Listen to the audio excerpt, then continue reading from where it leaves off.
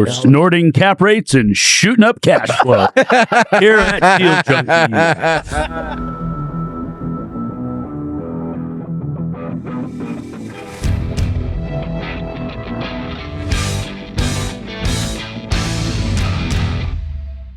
Welcome back to Deal Junkies. I'm Gabe Johansson here in the studio with Dane McKinney, Trevor Howard, and Mark Gallegos. And we're going to do a tribute to our friend Paul Kerley. By now, when you listen to this, you might have heard the news. Paul passed away, and Paul was a huge part of my life. He was a part of all of our lives, and he touched so many people. We actually are named Deal Junkies. That's a term we got from Paul. Paul's been on the show a couple of times, and if you listen to Deal Junkies, you hear us talk about Paul probably in almost every episode, other than when we're interviewing somebody. So Paul had a huge impact on all of us, and I just don't know that we'd be doing any of the things that we're doing without him. So it's super sad to share that news. It's heartbreaking. It's just doesn't seem real, and we're all processing it right now. It happened a few days ago. So anyway, I think that we just want to do a little tribute to him. We got the spiritual principles from Paul. I spent every Thursday afternoon for many years with Paul. He was my it started off, he was my client, and I say that, I tell him that he built me, he made me who I am, and he would say, no, you made me who I am. And so it was the kind of relationship that we had. I certainly think he was wrong about that, but I definitely helped him own more real estate. Let's just say that. But we became, he was a client, and then he became a good friend, and then we became close friends. And, I called him a mentor. He would disagree, but he certainly was a mentor to all of us. Especially me, and he helped me in the acquisition of SMI. We became partners. We owned a lot of real estate together. So there's this, there's a lot of feelings.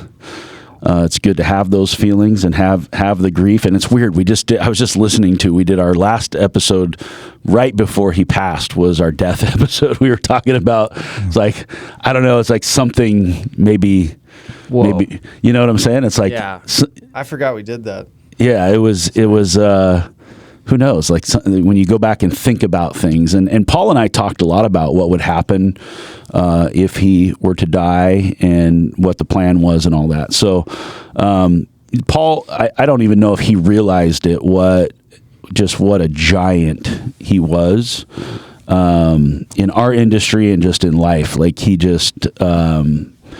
was just the most positive guy I've ever met. Like he had the highest energy. Everyone that left a conversation with him just left glowing. Like you just Run felt through better after talking to him. And we modeled like one of our company values after Paul because we saw what he had and we were like wanting to live more like Paul. Seeing that. He set an example for us. Tell us what was that value? Yeah, just to energize your positivity. So he always talks about how it's not enough to be positive. You have to bring energy around that, which he did every single day, no matter what mood he's in. Every time you talk to him, every single person just leaves with energy. Like that dude has something that no one else has. And like you have it in a way. And I don't know if you had it before, Paul. I've only known you as you've known Paul. But it's just like an experience like no other talking to him and like seeing him live life like that. It's just a role model of like, I want to do that. Yeah, he's somebody we wanted to emulate.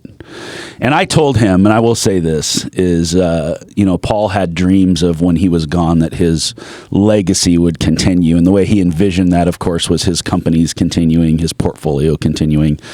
And many, many times I told him, I said, Paul, you don't have to worry about your legacy because we're going to carry on that legacy. And so I'm going to make that my life mission. I mean, I'm going to think about Paul, I'm sure, every day as long as I live. And, I'm going to try to emulate the things that he taught me. And I mean, it's just his voice. When I found out about this, I sat down, Chad was actually at our house, and Jan was there, and we were all just, we were all shocked, and it was horrible, tragic news. But after about 30 minutes, I sat down at my computer at my house, and I put my head into my hands, and I just closed my eyes, and I was like, oh my gosh, like, how am I gonna get through this? Like, this is like a major, like, I've got to deal with the loss, and I've got to deal with the business and all the things that are going on. And the first thing I did, instinctually, I reached over and I picked up my phone to call Paul. And I looked at my phone and I was like, well, shit. Like, that's how much I relied on Paul. And then I thought, he gave me everything he could give me, and he taught me everything. And, we spent 14 years together, and, he gave me the tools to work through this, but it feels,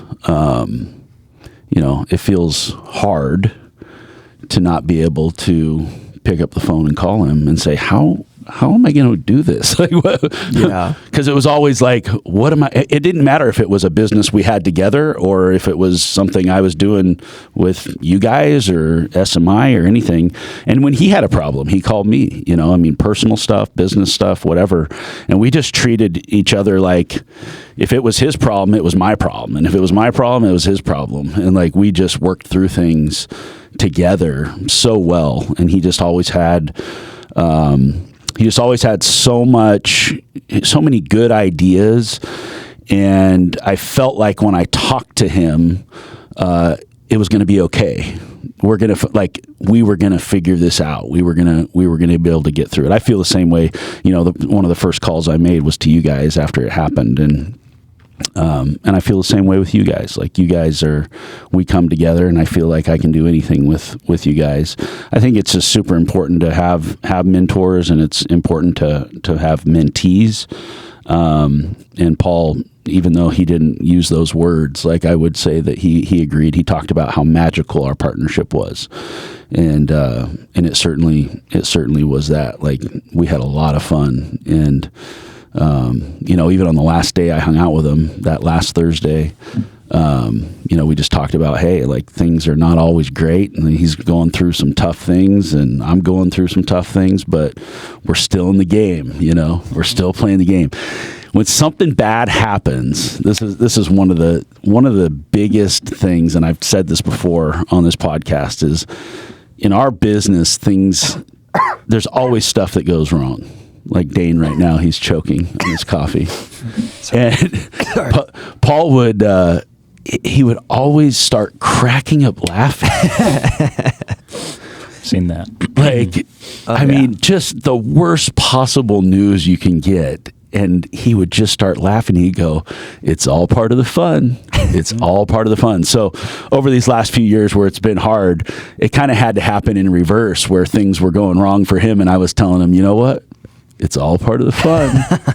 This is what you taught me. It's all part of. Trevor even said, like, when you go back and listen to some of his podcasts, it's like, Paul, listen to your own advice. Mm-hmm. He had some of the best advice. I will be eternally grateful for my friendship with Paul and the things that he taught me, and more so than just like, oh, here's how to do a deal, here's how to structure a deal, here's how you get through certain things. Really more just how to be a good business operator, how to be a good real estate investor, and to know how to deal with the ups and downs, of how do you get through things. So I'll let you guys share. Obviously emotional. I'm very sad, but the overwhelming feeling that I have inside is more gratitude than anything. That I had an opportunity to share life with that man, and he touched me in just an immensely powerful way, to where I just feel like it set me off on a course that I never would be on if it weren't for him. I think he just showed us a path that you wouldn't think is possible without seeing it that closely. And like he made us think bigger. Just seeing one man acquire $500 million in assets and how much fun he had along the way. Like I remember the first time I heard about Paul, I was getting into real estate, and it's when I met you.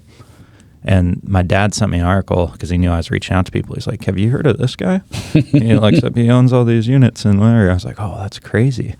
I became friends with that. Like I didn't know you or him or anything. I was like, "Oh, that's nuts. Like I can't reach out to that guy." Little did I know Paul would have loved to just sit down and talk about real estate with anyone. Yeah, Paul loved you. He loved you. He loved Trevor. I used to tell Paul in the beginning, I said, I want to be the next Paul Kerley. And then I met Trevor and I went to him. I said, you know what? I realized something. I'm not going to be the next Paul Kerley, but I met the next Paul Kerley. I remember the first time I met Paul because he was just a legend in my mind from like that point forward, and then got like into like the circle closer of like, oh, people know Paul that I know. And he came into the office we had downtown one time. And I didn't know what he looked like really or anything. I'd never seen him before. I just heard about him. This old guy just runs in, taps on Ryan's shoulder, starts giggling, taps on his opposite shoulder, and then runs out of the room. And I'm like, who is that? He's like, oh, that's Paul. I was like, that's Paul. Okay. And that was the first That's a good breakdown of Paul. Yeah, that's the first time just giggling and just sprints back out. Yeah, he was the oldest little boy I've ever met. Like he had this boyish quality about him. The way, you know how little kids, everything is magical, and it's just like he still had that. Even at 76 years old, he still had that quality where things got him really excited, and nothing got him more excited than a deal. Oh yeah. I mean, it was definitely an addiction for him, I will say. He loved deals. He loved buying deals. I'll tell you, like, so when we were doing the River Run deal, right? We're getting to the end of the deal, and they're like, hey, you guys need more net worth or whatever. And I was like, more liquidity or something. Yeah. So we're like, oh, we'll just partner with Paul on it. So I call Paul, and I'm like, hey, Paul, I got a deal for you. He's like, oh, shoot. Like, I want to talk about this right now, but me and Donna are leaving right now to go to this thing. Can I call you back, like, tomorrow? I was like, yeah, that's fine. He's like, well, but tell me a little bit about it. I'm like, well, it's your favorite type of deal. You don't got to put any money into it. And he's like, oh, tell me more. I was like, no, I'll tell you more tomorrow. And we hang up. 10 minutes later, he calls me back. He stops everything he's doing. He's like, all right, tell me about this deal. I'm in the bathroom. Tell me. It was 7 minutes. Yeah. We were in our apartment because we had been telling you like I don't really know. Like Paul's only partnered with Gabe, and then we were like, well, Paul loves hanging out with us, like, and he loves this kind of deal. Like Trevor was like, he's gonna love it. Like this is right up his alley. It's everything he's ever wanted in a deal. So I tell him about the deal for like 3 minutes. He's like, I'll do it. Just send me what I need to sign. And it was signed that night, probably. Sean, our listener, goes, we got loan docs sent out the following week, and they were sent out for review, but like through DocuSign.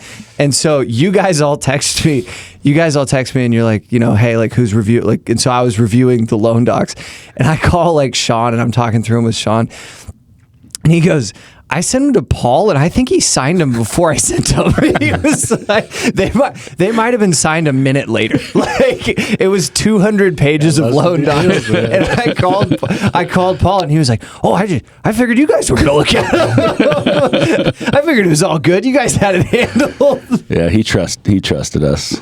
Oh, so good.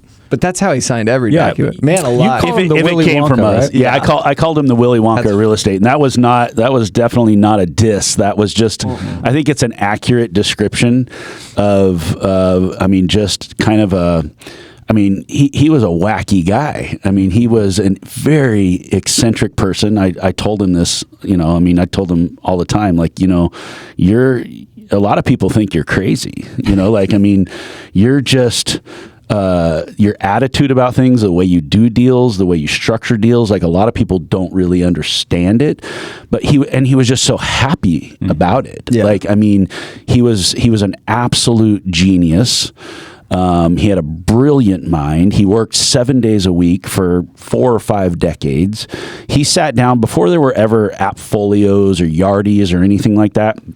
He spent his evenings and weekends coding his own property management software. That's what he did when he wasn't in the office running his business.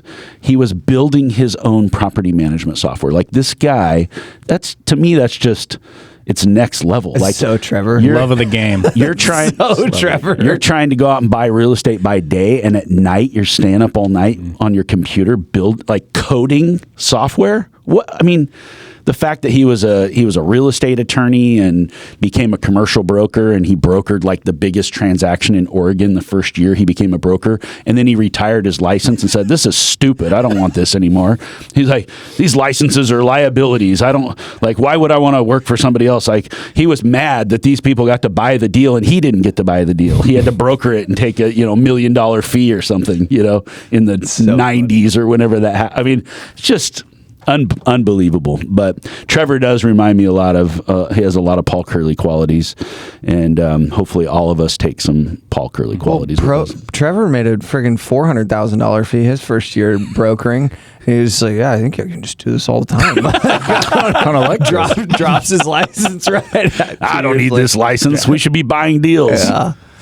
The cool thing about Paul was you guys have touched on it, but like the lasting memory, that everybody around him had. So even if you had lunch with him one time in a group, a large group, 3 years later, I could bring up the name Paul, and that person that was at the table would be like, "I love that guy." Yeah. And you're like, "I didn't even say his last name." Yeah. And it's just such an overflow of energy and passion and positivity that in this world is so like we're just constantly dealing with bad stuff. And for a guy that has so many bigger problems than you, just keep his energy and keep that like push. And to be genuinely interested in your story. Yeah. Oh my goodness. Like you would want to talk about him, and he just turn it right back around and want to talk about you. He wanted to know what's going on with you and how you're going to deal with what you got going on. Like, I mean, just one of the most selfless, loving people that I've ever met in my life. That principle of like, when you go to a group of like really, call it sophisticated people or whatever, where their problems are huge, and they bring up a problem, and then all of a sudden your problems start to seem like tiny, and then he starts like laughing about your problem, and you're like, "Oh, well, I guess we can do this. Yeah, this guy believes in me." Like it's just a contagious feeling of courage. Well, I was near, I think I was pushing the envelope on my health when I was going through my flipping days. And I've told the story on Deal Junkies before about how we lost a bunch of money flipping houses and stuff. And this is really where me and Paul got super close, because I was going through one of the hardest times of my life. And I would call him, or I'd show up at his office and, sit down on the couch in his office and just like, go like, "Oh my gosh, you're not going to believe what happened." And I would tell him about my stories, and he would just start cracking up laughing. Like it was like I was putting on a comedy show for him. And you would think that's not the kind of counsel you're looking for. Like I want somebody to like help me solve my problem. Mm-hmm. But I ended up solving my own problem, and he probably never gave me very many. He might have given me a few ideas for how to get through some things, but the whole point is he made my problem feel like it wasn't really that big of a problem, because he had already dealt with problems 10 times bigger than that before. And just to have somebody to know that, you're talking to somebody who's actually been through it, and then to just have him laugh at me, like it was very therapeutic. I don't know how I could have survived those days without Paul laughing at me. And I ended up getting out of it. And I think he was, he appreciated the fact that I was able to get out of it. And that's he's like, "We need to be partners." Like he saw me go through the fire and come out the other side a different person. Mm-hmm. And he's like, "Yeah, we could do this. We can go jump in the fire together and solve these problems together." And boy, did we. We've had plenty of those. I think the thing that like was so enamoring about him in my own mind was that every time that I had this frame of how the world worked, it was like Paul was way further out, not even close, obviously. I mean, he's older, way more experienced, but it was like every time I had this frame, the reason he was laughing was because he could just see it so much better. Mm-hmm. He had the whole vision of it. And I think part of it too was that like when he really believed in somebody, like when he sat down with like Trevor and Trevor was talking through like a problem or a thing that we were working on, the reason he was laughing was because Paul was like, it's just going to take time. Like, I know you're going to solve the problem. That's why he was laughing at you too. Yeah. Was because it was like, he was laughing because it was like, this is something that you're actually like not going to be worried about in like 2 weeks, right? Or like he knows you're going to get through that thing. And that was what made you leave and be like, all right, well, let's figure it out, I guess. Like, I don't need to act like it's such a big I'm not going to die. Like, I just need to figure it out, move forward. Yeah, he told me about how you guys went to lunch a few months ago, and he's like, yeah, that Dane, he sat down, he's a smart kid, he was telling me all these things, talking about the state of the world and where this is going and that's going. And I said, yeah, I said, he's a brilliant guy, what did you think? And he goes, I thought it was all bullshit. I told him, what are you thinking about all that stuff for? Just go buy real estate. So that's exactly what he said to me as well on the phone like 5 days later, because we had that conversation. We stepped outside and I was like asking him what he thought about all that, and he was like, I don't know why you think about it. Doesn't even make sense to. There's no point. You just got to buy more real estate. Here's what's happened. Here's what's gonna happen. This is what's happening right now. Yeah.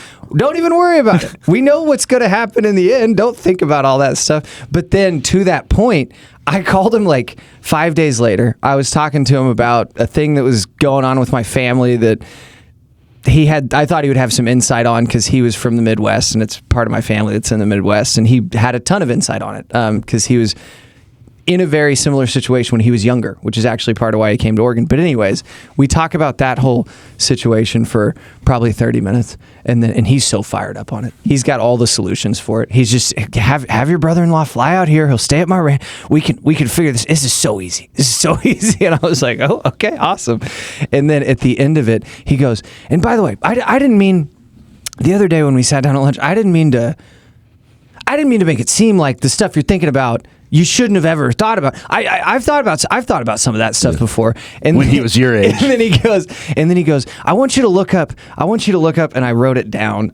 This place in Germany. And I was like, Weimar, Germany. Yeah, Weimar, Germany. Pushing heard it. He goes, barrels of money around. He goes, 30-minute story about the economy in Weimar, Germany. Talks about the economy in like Argentina. Goes down to, and he just starts to, and he's like, I get it. But what I need you to understand is that you're going to come to the same conclusion that I did. He said, I wasn't trying to discount it. I wasn't trying to discount it. I've thought about it. And the whole thing, this is the end of it all. So all you ever got to do is buy more real estate.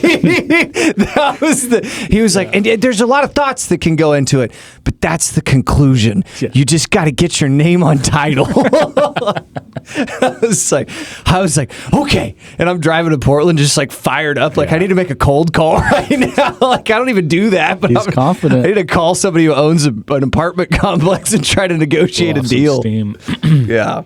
That is our mission statement for our company is stack performing assets. We've kind of honed in on the performing part because Paul's mission statement was buy all of the real estate. That was our saying, buy all of the real estate. Now going back to some of the things that he did over the last several years, he would probably say, yeah, maybe not buy all of it. He probably liked the stack performing assets. But he had fun the whole time. He always had fun. Yeah. That was his thing. Whenever I saw him, he says, are you having fun yet? Because when I first met him, actually, this is a funny story. First time I ever got eyes on him, we were in Ritter's, and the guy I was talking to was like, "There's Paul," and I had turned, and I'm like, "Where?"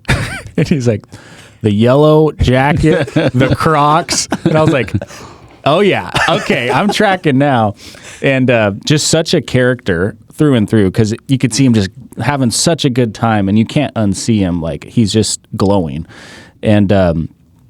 Then a long time period passed, and we were working through the Astoria waterfront acquisition, which was crazy, very difficult, very difficult. That's how Mark got looped into the. And that's when I started to see the momentum and how important momentum was. Because every phone call, I've got depth of options and scenarios and all this drama that I'm pre-planned, and I come and bring it to you guys, and it's just like.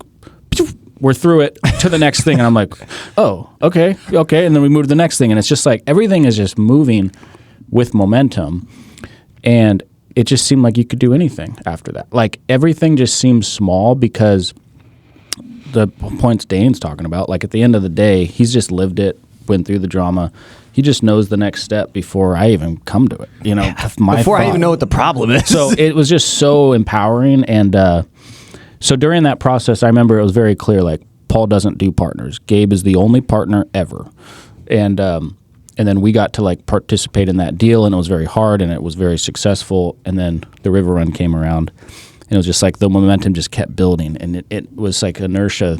It was so exciting and fun. And I think that's why everyone just loved the like magical feel of Paul, because he could help you get through anything. Didn't matter. What was why did he ask you if you were having fun yet? Because to me, I was like bleeding of stress. Like it was killing me, and he's just like bubbling, and he's just like, why aren't you having fun? This is what it's all about. And then you just laugh it off, and you're like, you're right, Paul, like this is all good. I don't know why I'm creating my own like headwind here. Mm-hmm. And that was fun because he just transitioned it into a tailwind. He was challenging you to energize your positivity. I guess he did always ask if we were having fun. Did he ask you that fun? too? I think he knew I was having fun. I feel like you're his like long lost son.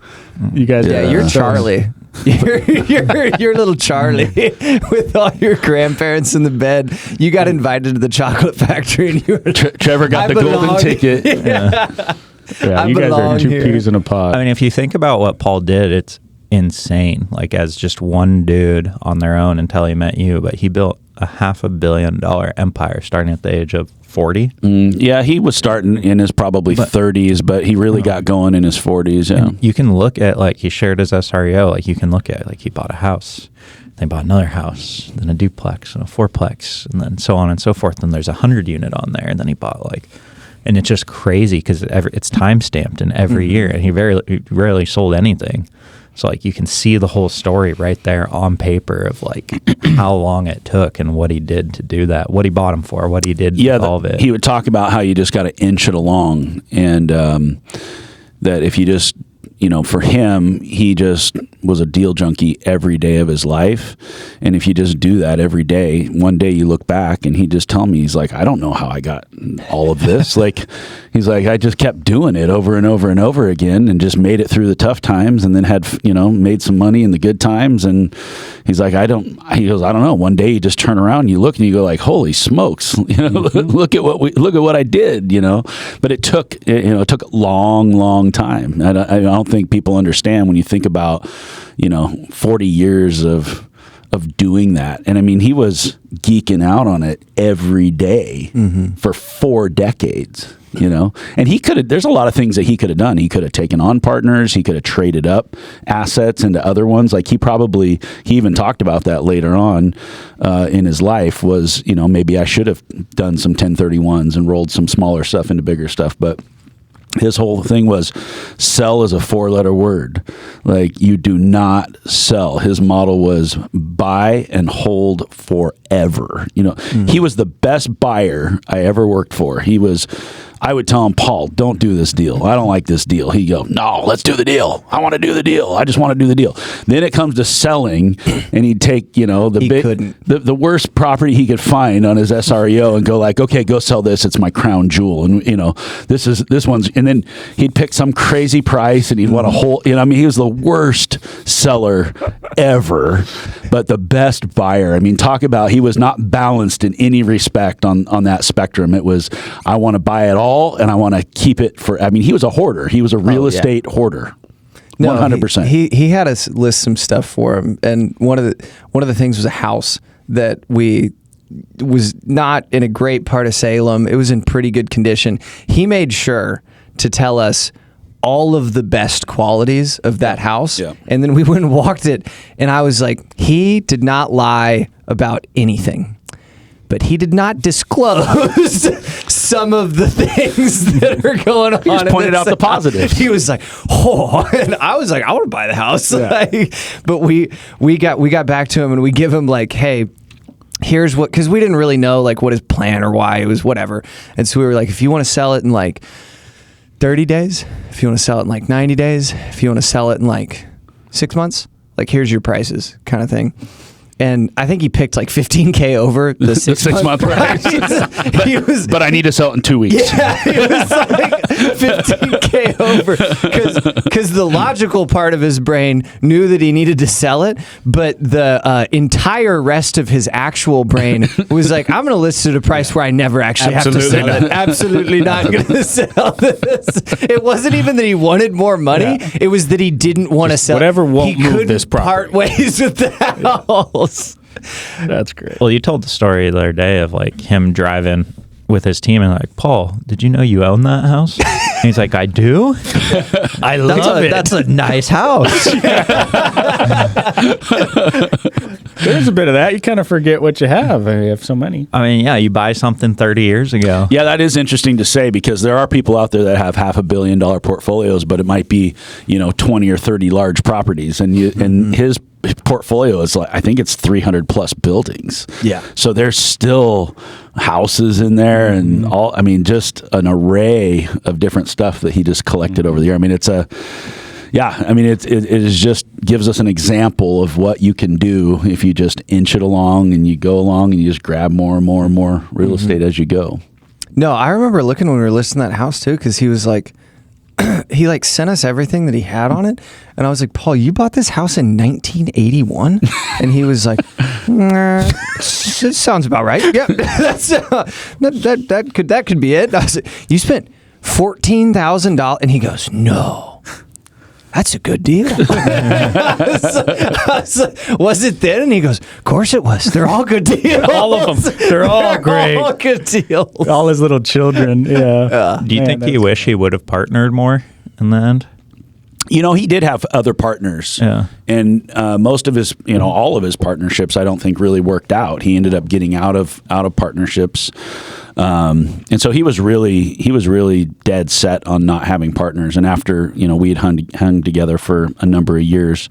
I mean, we just started partnering 5 or 6 years ago. So it wasn't, I knew him 14 years. So we were together for 8 years before we ever bought a deal together.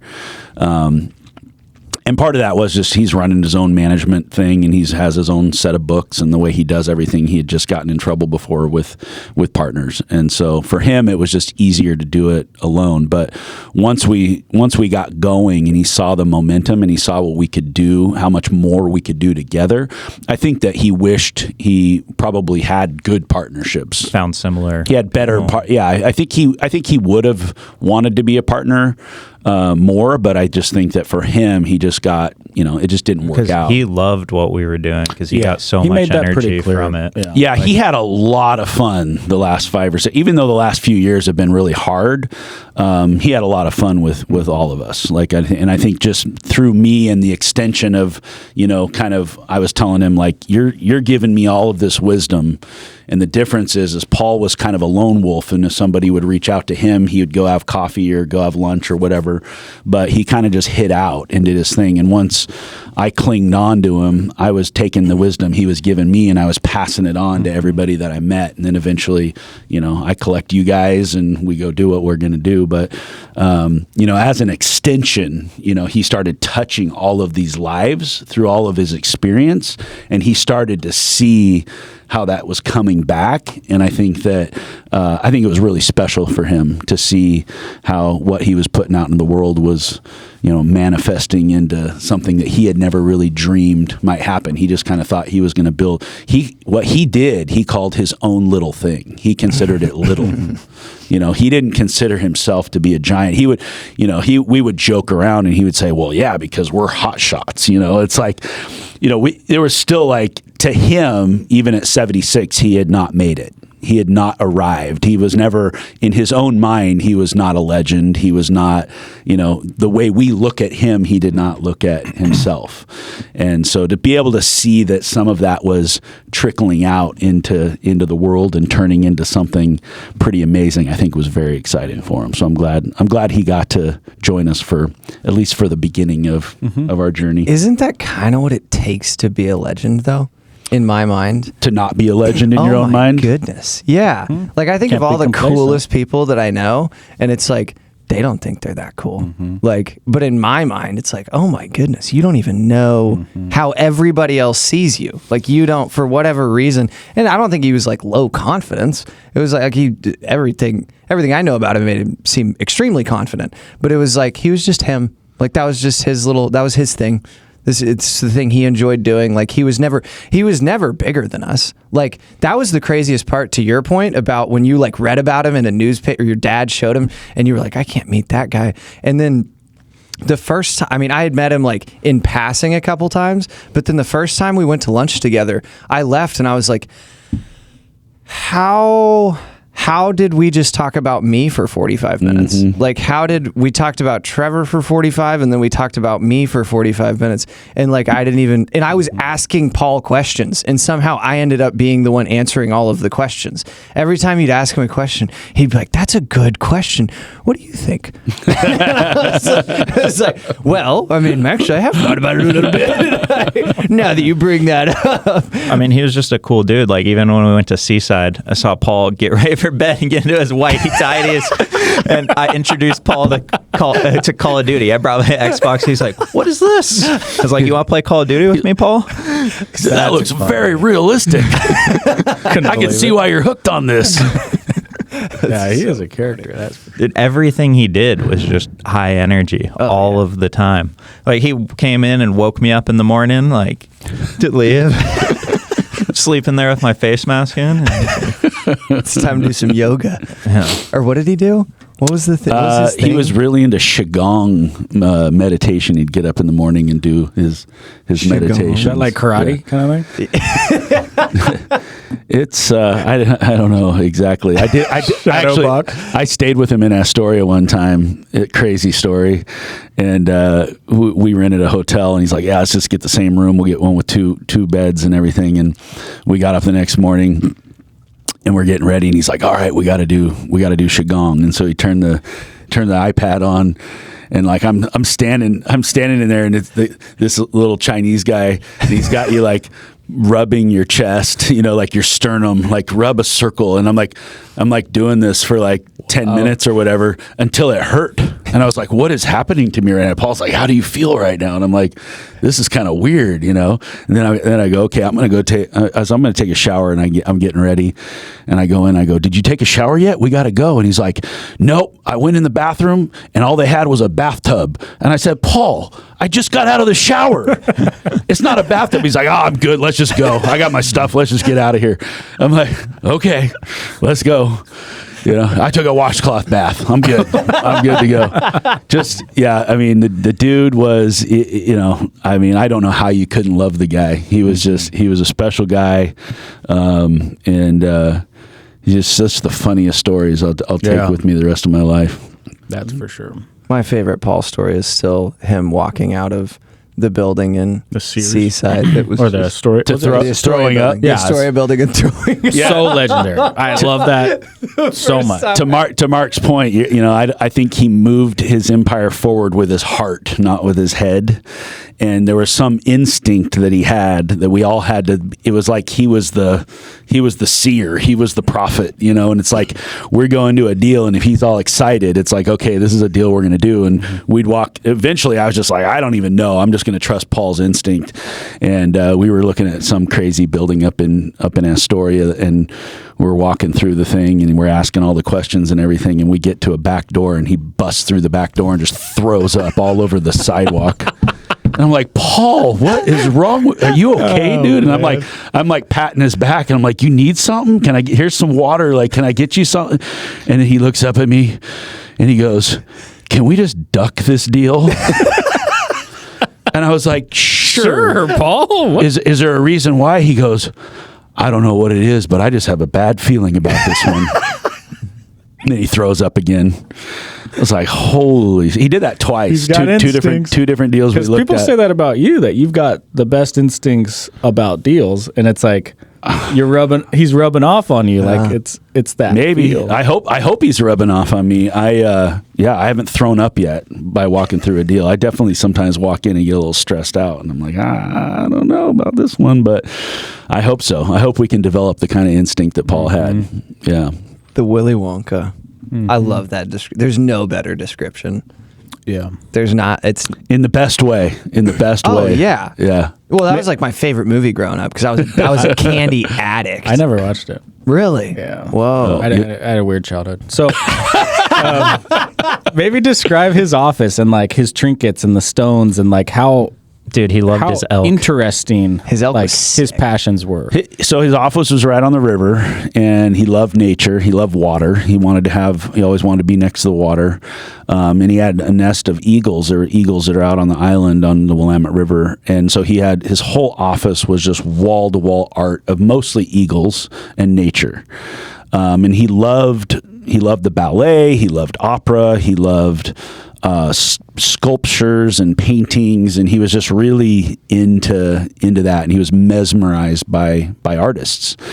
And so his office, of course, he had giant, crystals, and everything's made out of geodes, and it's a crazy office. It's a museum. But people walk in there and like, if they had never been there before, I already knew what was coming, and I just go sit on the couch and send emails because they'd come in to meet with us, and the first thing you do is go like, "What is that?" And it doesn't matter. There's 100 things you could look at, and every single time he's like, "Oh," he'd grab you by the shoulder. There's a story behind this. Yeah. Oh yeah. Can I tell you a story? And he'd explain to you, what the sculpture was. I mean, he had an elk mounted outside, a giant bronze elk mounted outside of his office, and he'd go like, what's cool about that elk? It's 25% bigger than a real elk. These people would roll in with trailers of art, and they just go like, "Paul, we need money, and we gotta sell this thing, and we'll sell it for half price or whatever." And he'd just write a check on the spot and like, "I'll buy it." He had like a 4,000-pound bronze lion sitting outside the front of his house. I mean, just So sick. Who does this stuff, right? I mean, it's like, I don't know. I've never met anyone like him. I don't know that I'll ever meet anyone like him again. But just the stuff that he was into, other people go out and they want to buy cars or jets or do whatever they do. Like, that's definitely, if he was going to blow money, it was going to be on a sculpture or on a painting or something. But his office was just like a collection it was like a museum, like you said. We went into one of his office buildings they remodeled. And he's like, "It's costing me like $5,000 a month." He has this giant crystal in front of it, or in the lobby. I'm like, "How much does that crystal cost you?" He's like, $35,000-$45,000. I was like, "Paul, this is why your building costs you $5,000 a month. This one piece right here." We can solve your bleed. Just get rid of this crystal. we saw that, and he goes, starts telling us a story about this guy named Larry, and he's like hyping up Larry, and I was like, Who is Larry? And he goes, oh, Larry's my crystal guy. He goes, "You gotta meet Larry. He makes some of the best crystals." Yeah, his crystals are pretty wild though. I love that Paul. He has a lot of passion for like caring about the experience. Like even his vans, like the CPR vans. There's no reason they all need to be Mercedes and wrapped. Like he just and then like his horse arenas, like the amount of money spent on the surfaces of his horse arena. Dude, his dirt, he's like, "This has to be 8-inch dirt." It's because the world horse class. does 100,000 square feet of horse arena. It's a double arena. It's like twice as big as the one at the state fair. Yeah. And at his house. For what? It's just, he just goes all He didn't even ride horses. He did it so that people would come there and be able to ride their horses Just and bring their horses and do what they Just to do it right. He wanted to provide this experience for people that they, he loved the ranches, he loved the outdoors, he loved nature, he always talked about how we live in cities and we walk around on pavement. He grew up on a dirt farm as a poor dirt farmer, and whatever that is. I don't know how you make money farming dirt, but I guess you grow stuff in it. I don't know. He called himself a dirt farmer. And that's what his dad was. And I talked to his younger brother on the phone last night for an hour and a half, and he said, "I didn't have running water until I was 18 years old." I mean, these guys, and his brother's a legend too. He's just like Paul and has built this huge thing and has a big portfolio and like 50 farms and all this stuff. I mean, whatever came through that DNA, I mean, that their dad must have been something else. He didn't have the level of success that they had, but whatever he did to teach those kids, maybe growing up full without throttle. running water till you're 18 years old, I mean, that probably put some fire in you to go out and build something for yourself. I don't know. Man, I wish I would have made it out to the ranches. I remember one time we were doing something financial and a spreadsheet came across my desk and it was like cat 348, which is like $1 million excavator. I was like, cat D10. And I'm like, Paul, these don't exist. Like, there's a couple of these around. Like, you can't even move them. You got to take the blade off and the cab off just to move them down the highway. I'm like, you have a D10, Paul? Like, Dozer, a big old dozer. It was just fast. Like, the layer, he's like an onion. The layers you go is just, it opens up something beyond your imagination. So it's awesome. You brought up the D10 and he goes, isn't that awesome? He goes, have you ever seen one of those things? In person. And I was like, no, I haven't seen a D10. No one has. Like maybe driving like down the highway, I saw like a government, and he goes, oh man, you got to come see it. And then he turns around and he has this like a little die-cast excavator. He's like, this is what it is. And he's like, it's at his office. Yeah, he would get a little like a little Tonka toy for each piece of equipment that he bought.